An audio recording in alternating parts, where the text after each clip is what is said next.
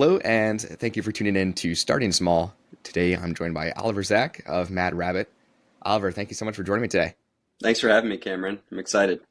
Of course. So, I'd like to start out with your upbringing. Where did you grow up, and what would you say your childhood was like? I grew up in Cleveland, Ohio, the east side in a small town called Chagrin Falls.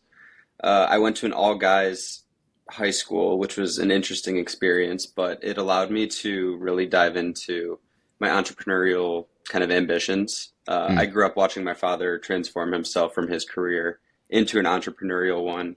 And it was a bit of a rise from the ashes kind of story. And I think it was a formative experience for me as a young kid. So I fortunately had the opportunity to go to this all guys school that had things like entrepreneurship competitions and mm, intern programs and things like that. So I think from a very early age, it was kind of fostered within me. for sure. I don't know if you can share much, but given that that shaped some of your career, what was that for your father's journey? What did that look Yeah, like? totally. So he was a plastic surgeon, which in its own right, it takes years of schooling and residency, etc. Hmm. What often goes along with that, especially when you're in reconstructive plastics, is you get your dental degree as well, so you can do a lot of jaw operations. So all Oh, that to say, my dad spent, I don't know, 14 years in school outside of kind of the standard yeah. bachelor's track, and he was a successful plastic surgeon for several years and ended up getting rear-ended in a car accident. Wow. And there were complications with the surgery, and it ultimately left him his hand disabled from a surgical perspective. So after all Wow. that work and dedication and years studying and practicing, he kind of had his rug pulled out from under him. So Mm, spent a few years unemployed, which was obviously comes with family struggles and things with it. yeah. But went to school at night to get his MBA and reinvented himself. And now he's in biotech, which is cool. So he's kind of back to helping people, but in a different way. Mm, incredible. With your own journey growing up, what were some of your interests? Athletics or entrepreneurship? I know you had a lot of influence growing up. So, what did that look like for you? Definitely. I like sports. I don't know if I like love sports. I was never the kid spending extra hours in the weight room or really kind of putting in the work. But Yeah. I played hockey and lacrosse, both of which I loved and made a ton of great friends through. Did some after school entrepreneur cup pitch competition type things. And I don't know, really I was just a kid. I was pretty focused on schoolwork and getting into a good college. So academics definitely took up a significant portion of my childhood as well. Hmm. And I would say that that also trickled into college. I took the entire experience very seriously. I was a finance major with a digital branding minor, which is kind of where I got my creative side out. Mm, And there I joined things like business fraternity and really just kind of trying to gear myself up for success down the line by surrounding myself with like-minded people. for sure. I saw you went on to Miami University, and knowing that you're super engaged at this time, what were some of your aspirations during school? What did you think you were going to do, like post graduation? Yeah, it was funny because on one hand, I did have this creative side of me that loved amateur graphic design. Like I had been doing that since I was 13 years old. I used to make YouTube backgrounds for YouTubers on their channel. Wow. Um, and so I've always had that kind of like artistic side and creative side of me that I really wanted to grow. Um, but I also knew I needed a practical skill set, and I was, comfortable with math.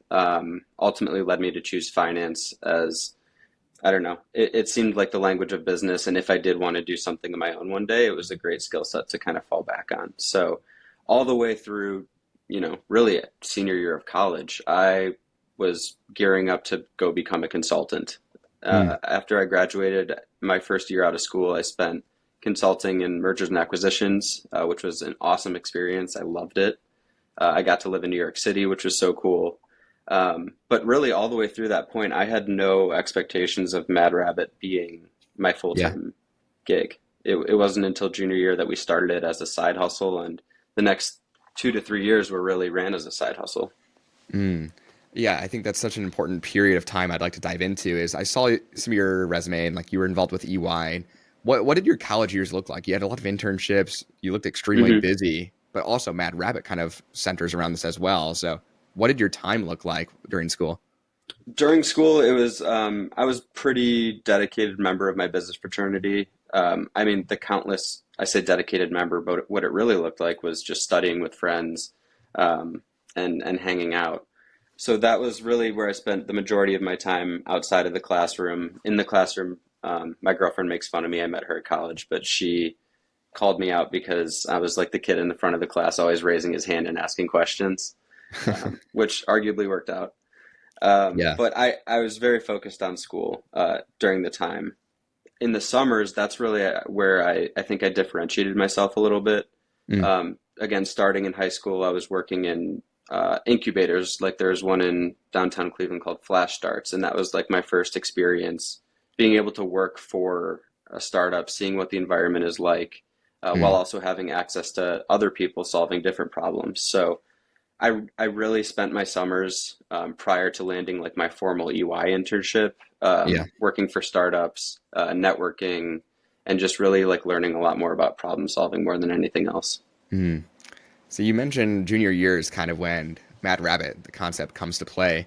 What was the inspiration behind that? Kind of getting into the tattoo space. Didn't really have tattoo experience prior to like your resume that you mentioned, but I would love to hear where that branched from, though. Sure. I misspoke a little bit. So, junior year is when I got involved in e-commerce. That's Okay. when my co-founder of Mad Rabbit, Selom, came to me and said, "Hey, let's figure this out together. Let's try drop shipping." Our Mhm. first business in college, junior year, was actually selling women's swimsuits. We created a brand called Ella Harding, and because it's drop shipping, we're not competing on product, right? We're not innovating on that perspective, but Yeah. it forced us to create a really cool brand that resonated, and Mm. it taught us a lot about ambassadorship and customer support, lessons that we would go on to obviously bring to Mad Rabbit. We sold that business heading into the winter of our junior year, and we were kind of just resting on our couple $1,000s, really happy with everything we did, and proud of it. But there was kind of always an itch to do one more thing before we graduated. Mm. So we were patient with it. We tried. We came up and concepted a few different brands, a few different products. But we wanted to move on from drop shipping. We wanted to be Mm. able to touch the product, take on a more serious business challenge that has, inventory risk and supply chain and logistics complications. Yeah. Really, in an effort to learn more before graduating. I had my second or third tattoo appointment at the time, and I just remember being really drawn to how difficult and frustrating the healing process was. My artist, as many historically do, recommended petroleum jelly to heal my tattoos. And that's Mm. great for scabs. If you fall off your bike and scrape your knee, you want petroleum jelly because it helps your body build a scab, which is a barrier to defense or Mhm. barrier to dirt and bacteria entering the body. Yeah. But you don't want scabs for tattoos, and that's what we've been proving out for the last, I don't know, 5 years. But it was really that pain point that got me to say, hey, let's talk to my mom. She has worked with natural ingredients before. She can help us come up with a better formulation. And I think that night we had ordered, a crock pot and a bunch of ingredients off Amazon. Wow. Yeah. So take us through that formulating process. What did that look like with your mom and kind of like testing ingredients? Where were you testing it? And how would you get the results, etc.? Trial and error. She Yeah. had her own crock pot ordered. We both would order all of the ingredients, like, I don't know, a suite of 30 of them. She would try different things. We would try and match what she did. Ultimately, we ended up settling on 7 all natural ingredients, which is, it's so simple and so clean, but it also is nice because it's easier to make. So um, Mm. that's the formulation process was really just like a bunch of FaceTimes with my mom, which is kind of funny. Yeah. I love it. So once you guys found the formula that you wanted, how did you then mass produce? Did you go to the co-manufacturer? What did that look like then? So we had 3 months of school left, so Okay. it was a lot of long days skipping class and cooking tattoo balm in my college apartment. Um, Fun fact, Salam doesn't mind if I share. He almost failed out of his final finance class and wasn't able to graduate. So Oh we had to no. craft an email to the professor explaining why we had not been the most studious. But um, yeah, I mean, it was a lot of like us taking trips to the post office a few times a Mm. week. It got to the point where little Oxford post office said, "You can't bring packages here anymore. You're killing us." So they made us drive to Cincinnati, which is like an hour away. Wow. Um, But that offloading the manufacturing and the fulfillment was absolutely the goal of the summer. We knew that if we wanted to graduate onto full-time jobs, we would have to pass at least that part off. So Yeah. went through what is called the cosmetic index. We Googled it, and it's thousands and thousands of these, private label manufacturers all across the country. And from there, it was interviewing dozens, if not hundreds of them. And ultimately, we got lucky with the partner that we chose because he's still one of our manufacturers today. So Mm, we've grown together, and it's been a really cool journey. awesome. For transparency wise, if you can share, what did the financing look like for onboarding with that co-manufacturer? Did you have enough saved from Um, the previous sell or what? no, no, we Yeah. didn't. We took a small friends and families loan of $7,000, and that was enough to get us a couple hundred units made. And we really just financed the purchase orders from the profits off of that first one. So Mm, we ran the business like that, just constantly reinvesting the profits into more inventory, a little bit more marketing where we could afford it, mm. and grew it to the point of doing $3 million in real year one. Wow, it's incredible. So you mentioned earlier that you got into consulting post graduation, but also running Mad Rabbit at the same time. What did that balance look like? What were you consulting at that time? Private? And Yeah, so I was doing, well, they're public companies most of the time, the clients I was working on. yeah. For my longest stint, I was traveling to Connecticut 4 days a week. I was operationally fairly out of the day-to-day of the business. Selom was really the one focused on running the ad account and improving the website and things like that, whereas I was more focused on the supply chain and making sure we weren't running out of stock. Mm, It was kind of what I could afford to do in the time, and that's where I'm like very thankful. And I say it all the time. It's really hard to do this without a co-founder, so I think that's a really important kind of key. yeah, I love it. So once you guys went with the co-manufacturer, you started selling. Did you guys hold inventory? Did you have a 3PL? Because I know you guys were shipping orders at the forefront, but how did that transition and eventually? We found a 3PL up in Idaho that Hmm. we were with for about a year. It was a really good thing for us. I think it was $1 pick and pack fee, which is really nice. Mm, But we ultimately were able to convince our manufacturer to open a fulfillment side of his business. So that's what I mean when I say we really grew together. It's not yeah. only from a manufacturing side, but he also has a completely, other side of his business that we leverage today as our fulfillment center. Love it. So I know you guys launched primarily D2C at start, but then when did you transition into retail? Because I see you're in Walmart, GNC. What did that transition look like for you guys? So both of those retail wins have been this year. We've been Okay. 100% D2C all the way through 2023 or 2022. 2023 was kind of a year of retail. We launched GNC in February, which is Mm, us really capitalizing on a specific market segment of tattooed people. yeah. Avid gym goers, fitness, advocates. They tend to be a highly tattooed population per capita, and we Yeah. really wanted to launch a specialty retailer who could support that thesis. So they've been a really exciting partner for us to capitalize on that market. And then we landed Walmart in August with Mm, just shy of 2,000 doors and 7 SKUs, which is a dream incredible. come true. That's I think incredible. the reason it's taken so long is we're building a category, right? There's no other tattoo Mm, care products in Walmart. We firstly had to convince them that tattoos are popular enough to have space in Walmart. yeah. And an interesting kind of statistic that gives people an idea of the market size. In 2012, it was about 20% of US adults had one tattoo, and now that number is like 48%. So Wow. there's been massive cultural adoption that plays in our favor, but we also had to build a case that we're a product ready for retail. Yeah, for sure. What are you guys seeing shifting in the past year, percentage wise, D2C to retail? What does that number look like? It's still early, especially because, Walmart, which is the bigger chunk of that, it was a Q3 win for us and a rollout. For sure. Um, I think next year we're hoping retail will be closer to 10% of our revenue. And then I think at maturity it'll look more like 30 to 40%. Hmm. Yeah.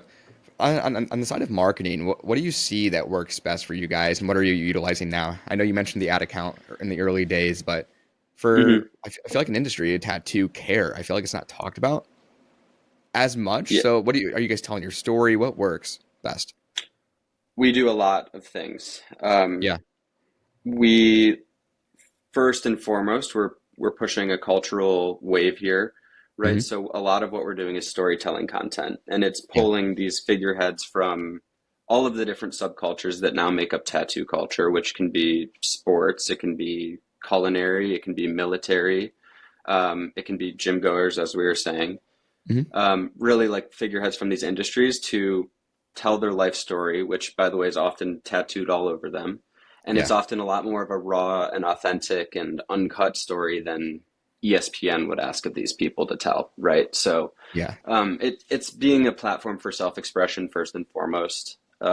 Secondly, I'd say education, right? Because we're fighting basically, I don't know, 6,000 years of an industry existing without us. So why do they need us now? Is kind of the argument we're up against.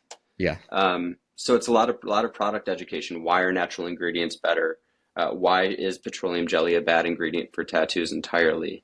A lot of that side of stuff. And then I think kind of the third piece, which ties into the first a little bit, is influencers and just authentic showcasing of customer experience. Yeah. Love it. Looking at kind of the main demographic overall, I know it's a universal product for people who have tattoos, but can you depict that with the marketing and feedback so far? What do you mean by that? Like, what's the overall demographic, would you say, that's purchasing? Got it. So our biggest demographic is 28 to 34. So Hmm. kind of like end of Gen Z or beginning of Gen Z, end of millennial is really kind of our sweet spot. I will say Gen Z is over 50% tattooed at this point, which is crazy. They're definitely Wow. leading the cultural adoption. So it's increasingly important that we stay young and relevant. So that's where our TikTok is really important to us as well. Um, but as far as how we reach them, it's a lot of social media.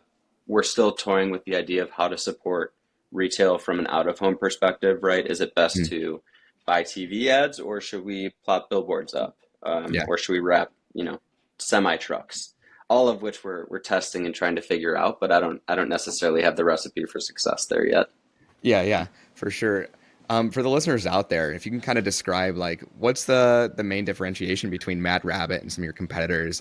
I mean, you guys have done a great job. Like when tattoo care comes to mind, Mad Rabbit comes to mind for me. So like, what do you what plays the role of the differentiation between you and competitors? Would you say?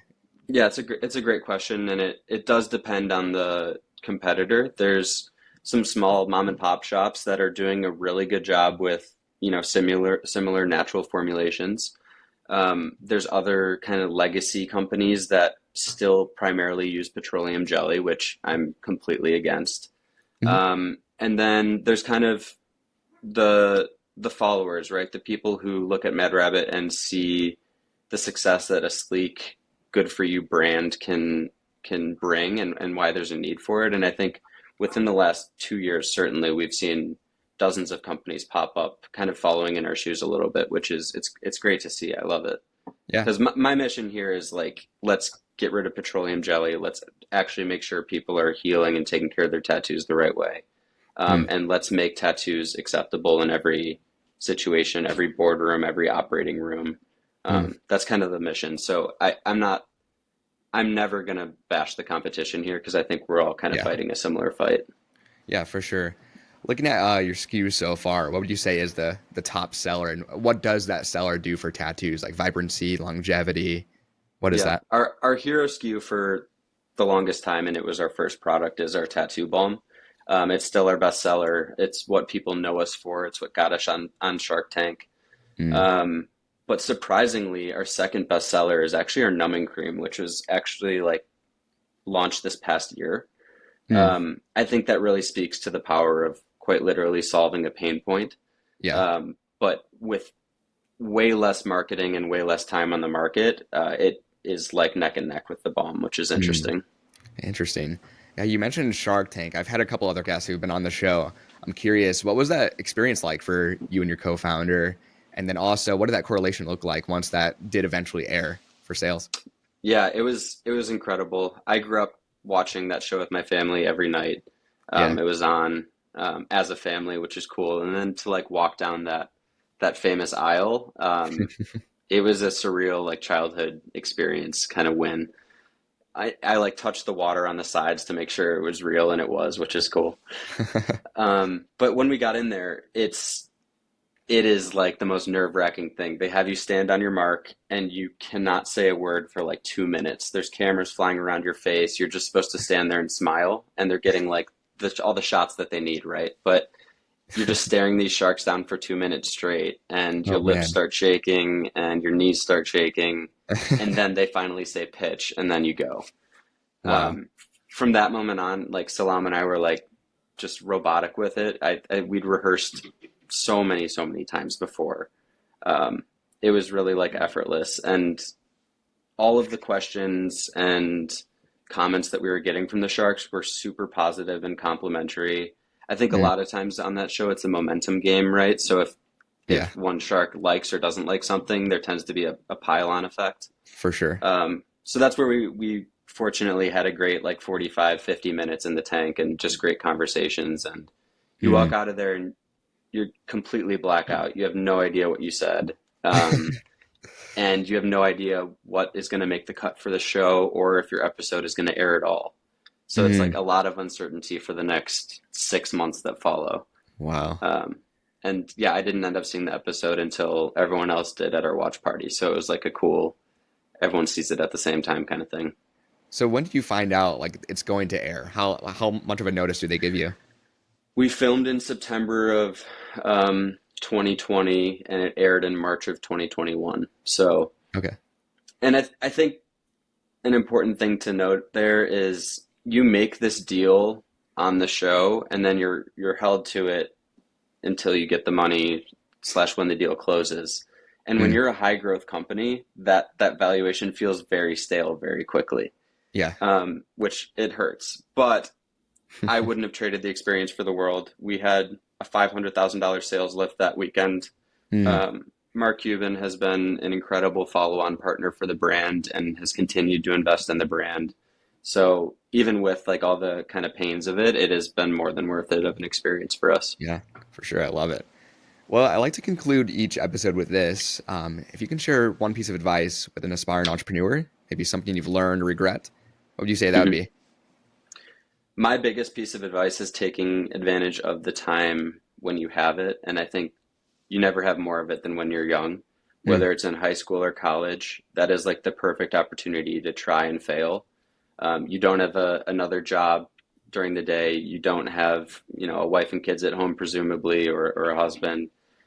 It's kind of like your time to try new things and learn. And I think it's a great opportunity to differentiate yourself. So my advice is always start young and use your youth to your advantage. Love it. Well, Oliver, thank you so much for joining me today. And to the listeners out there, make sure to check out Mad Rabbit at madrabbit.com.